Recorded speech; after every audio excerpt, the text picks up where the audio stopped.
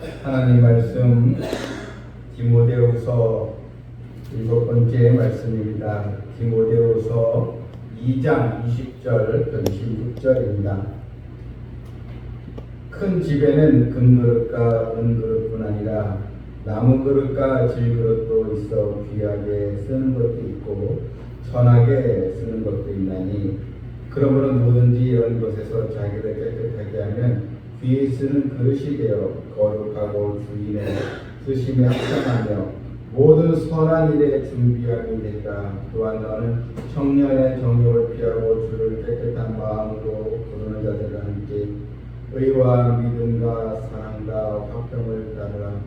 어리석고 무식한 변론을 버리라. 이에서 다툼이 나는 줄 아니라 주의 종은 마땅히 다투지 아니하고 모든 사람에 대하여 온유하며 가르치기를 잘하며 참으며 거역하는 자를 온유함으로 훈계할지니 혹 하나님이 그들에게 회개함을 주사 진리를 알게 하실까 하며 그들을 깨어 마귀의 올무에서 벗어나 하나님께 사로잡힌 바 되어 그 뜻을 따르게 하실까 함이라. 아멘.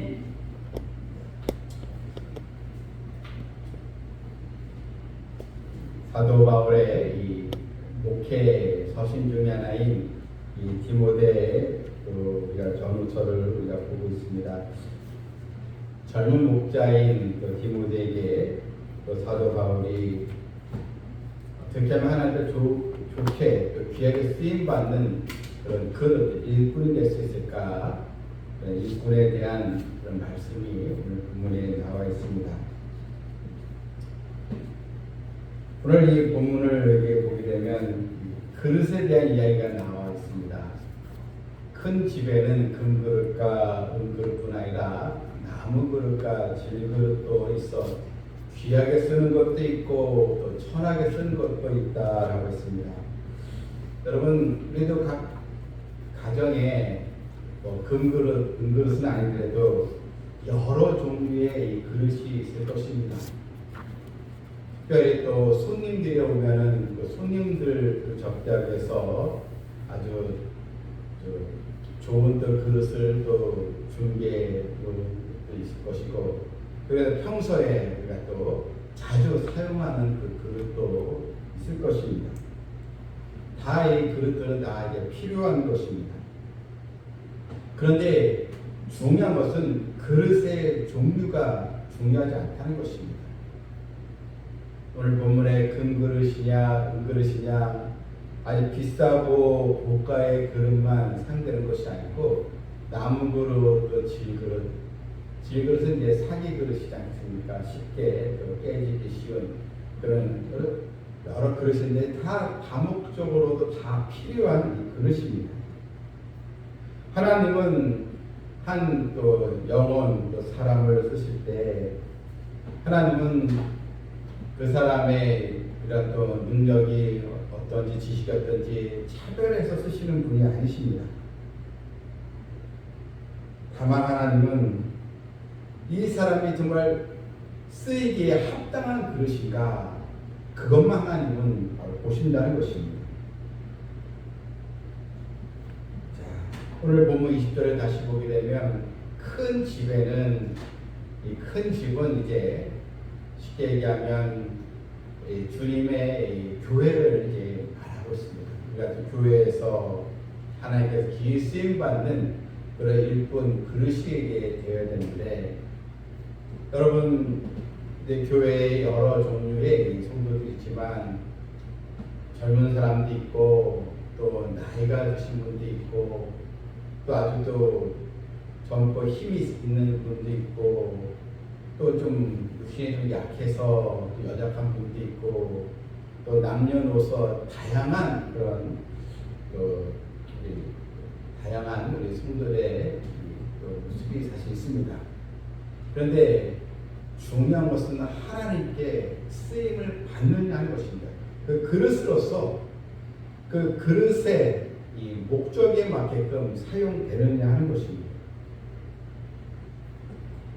여러 이 그릇 가운데 주인에게 귀히 쓰임을 받아야 그 그릇이 참 좋은 것처럼 우리 또한 하나님께 귀히 쓰임 받는 하나님의 일꾼이 되어야 하는 것입니다. 자, 여러분 본문 이제 3장 2장 21절 보게 되면 어떻게 우리가 귀히 쓰임 받는 그릇이 될 수가 있을까? 자, 21절에 누구든지 이런 것에서 자기를 깨끗하게 하면 귀히 쓰는 그릇이 돼요. 자, 여러분 일단 이 그릇이 깨끗한 그릇이어야 사용할 수 있다는 것입니다. 아무리 그 비싼 아주 내가 큰 돈을 주고 쓴 그릇이라도 여러분 그 그릇이 오물이 좀 담겨 있다든지 설거지가 안 돼 있어요. 아무리 고가의 그릇이라도 사용할 수가 없습니다. 그래서 그릇은 사용하기에 합당한, 즉 깨끗해야 사용된다는 것입니다. 아주 흔한 그런 플라스틱 그릇이라도 여러분 깨끗하면 그 그릇을 사용하게 되는 것입니다. 그래서 우리가 하나님께 쓰임받기 위해서 무엇보다 깨끗한 그릇이 되어야 되는데, 자기를 깨끗하게 하면 여기서 이게 깨끗하게 한다는 의미는 하나님 앞에 내가 죄인으로서 나의 죄를 또 고백하고 하나님께 죄 사함을 받은 그런 내 심령을 말하는 것입니다. 무엇보다 하나님께 쓰임받기 위해서는 내가 큰 죄인이었다는 사실, 주님의 또 보혈로 나의 죄가 씻겨졌다는 사실, 하나님의 은혜로 내가 회개하고 하나님께 돌아왔다는 사실, 바로 이 회개의 심령, 이것이 여러분 우리 심령이 깨끗해졌다 이런 의미인 것입니다. 또한 본문 21절 보게 되면 거룩하고 주의 쓰심에 합당하여 모든 선한 일에 준비함이 되리라. 첫 번째는 깨끗한 그릇이 되겠고 깨끗한 심령이 되겠습니다. 우리 마음에 죄로 오염되어 있어서 여러 욕심과 탐욕과 죄로 물든 마음으로는 하나님의 일꾼이 될 수 없습니다. 하나님의 자녀로서 이런 깨끗한 우리가 또 하나님 쓰시기에 귀한 또 그릇, 심령이 되어야 되는데, 또 한 가지는 준비된 그릇이 되어야 됩니다. 여러분 포장도 안 뜯은 그릇이면 어떻게 사용되겠습니까? 찬장에 포장지에 뜯지도 않은 그릇은 그냥 그릇이지만 사용될 수가 없습니다. 싱크대에 잘 닦여서 준비된 그릇이어야지만 그것을 사용할 수 있지 않겠습니까? 여러분 모든 선한 일에 준비함이 되리라.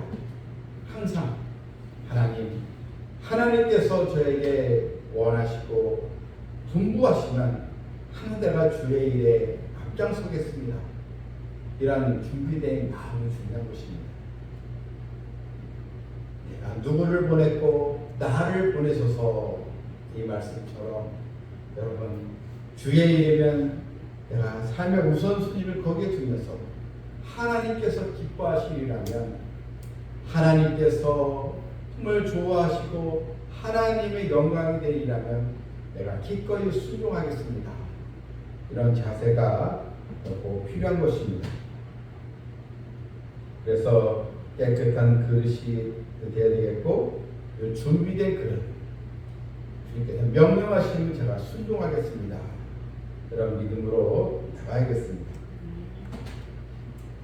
또한 우리가 하나님의 쓰임받은 일꾼으로서 피해야 할 것이 있습니다. 22절을 보게 되면 우리가 피할 것이 무엇입니까? 또한 너는 청년의 이 정욕을 피하고 주를 깨끗한 마음으로 부르는 자들과 함께 의와 믿음과 사랑과 화평을 따르라. 무엇을 피하고요? 이 정욕, 욕심이죠, 탐욕이죠. 이것을 피하고 따라야 할 것, 의와 믿음과 사랑과 화평을 따르라. 이것입니다. 이런 죄악에 대한 이 욕구, 또한 죄에 대한 유혹, 이것을 우리가 피하는 것입니다. 여러분, 이 유혹의 죄에 대해서는 내가 맞서서 이기기는 쉽지가 않습니다. 그 자리를 피해야 하는 것입니다. 가끔 음주운전을 하다 걸리는 그런 유명 연예인들, 정치인들을 많이 봅니다. 늘 다짐을 하겠죠. 다시는 하지 말아요. 그런데 음주운전하는 사람들의 특징이 뭐냐면 처음이 아니라는 것입니다. 어쩌다가 걸려가지고 음주운전이라는 걸 딱지를 받고 벌금 들고 면허 취소된 거지, 걸리지만 않았을 뿐에 항상 그렇게 해왔기 때문에 결국 사고가 나든지 걸려서 큰 낭패를 보게 된다는 것입니다. 여러분, 운전하는 자가 사람이면 여러분 그 술자리 피해야 되겠죠. 거기에 가 있으면, 거기 참석하게 되면 한 잔, 두 잔 먹을 수밖에 없지 않겠습니까? 왜냐하면 사람은 자기 자신을 잘 조절할 수가 없기 때문에. 그래서 죄의 자리, 유혹의 자리는 피해야 하는 것입니다. 그래서 우리는 오만한 자리, 거기에 앉거나 가서는 안 되는 것입니다. 그래서 의와 믿음과 사랑과 화평을 이제 따르고, 또 23절 보게 되면, 자, 어리석고 무식한 변을 버리려는 이에서 다툼이 나는 줄 압니다. 주의 종을 마땅히 다투지 아니하고 모든 사람에 대하여 온유하며 가르치기를 잘하며 또 참으며. 자, 여기서 이 중요한 것은 하나님께 쓰임 받는 이 사람은 다투지 않고 온유함으로 하나님의 말씀을 가르치는 자를 얘기하는 것입니다. 우리도 감정이 있는, 또 사람은 감정이 있지 않겠습니까? 그런데 자신의 이 감정을 잘 조절하지 못하면, 여러분, 그래서 이 다툼 있는 자리에서 마음을 지키지 못하고 오히려 이 다툼을 일으키는 그런 성향이라면 하나님께 귀히 쓰임 받기라는 대단히 어렵다는 것입니다. 바울은 디모데에게 어리석고 무식한 변론을 벌이라, 즉 쓸데없는 고집과 자기 주장에서 자꾸 이 싸움을 확산하지 말아라. 하나님의 자녀는 오히려 이 다툼을 멈추게 하고, 또 다툼이 아니고, 그래서 주의 종 마땅히 다투지 아니하고 모든 사람에 대하여 온유하며 가르치려 하며 참으며. 그래서 온유함과 인내, 이게 하나님의 일꾼으로 쓰임받는 중요한 동력이 된다는 것입니다. 또 25절에도 거역하는 자들을 온유함으로 훈계하라 했습니다.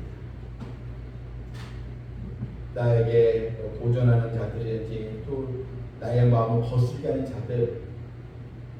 그런데 오늘 성경은 그런 거역하는 자들이라도 온유함으로 훈계하라 했습니다.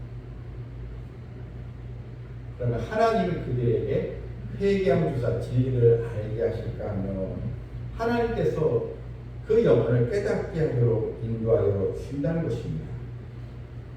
우리는 지금까지 교회 생활 또 신앙생활을 해오면서 내 상식, 내 판단, 내 경험, 내 지식으로 여러분 자꾸 다툼의 그런 또 일에 참여했다면 이제는 하나님께서 쓰시지 않겠구나 하면서 우리는 다툼이 아니고 오히려 평강, 화평을 이루는 성도들이 다 되어야 될 줄 믿습니다.